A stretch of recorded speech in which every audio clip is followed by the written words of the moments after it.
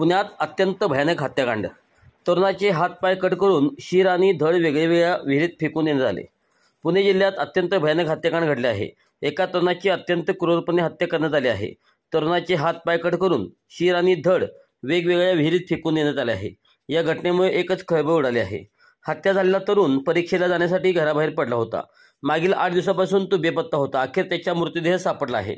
पुणे अहिल्यानगर जिल्ह्याच्या सरहद्दीवरती असलेल्या श्रीगोंदा तालुक्यातील दानेवाडी येथे 2 दिवसापूर्वी एका विहिरीत हातपाय आणि शीर कट केलेल्या अवस्थेतील एक धड आढळून आले होते। यानंतर पोलिसांनी या प्रकरणाचा कसून तपास करत दानेवाडी गावातून मिसिंग झालेला 18 वर्षाचा माऊली गव्हाणेच आहे का या अनुषंगाने तपास सुरू केला होता। माऊली गव्हाणे हा 6 मार्चला शिरूर येथे 12वीच्या पेपरसाठी आल्यानंतर मिसिंग झाला होता। या अनुषंगाने पोलिसांनी तपास सुरू केला होता। अखेर आज या दानेवाडी गावातील दुसऱ्या एका विहिरीत शीर आणि हातपाय आढळून आल्याने एकच खळबळ उडाली।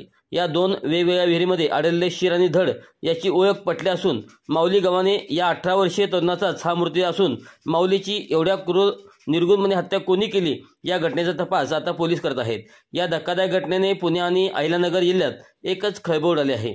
12वीत शिक्षण घेणाऱ्या एका 18 वर्षाच्या तरुणाची हातपाय कट करून अमानुषपणे हत्या केली जाते हे अतिशय धक्कादायक आहे।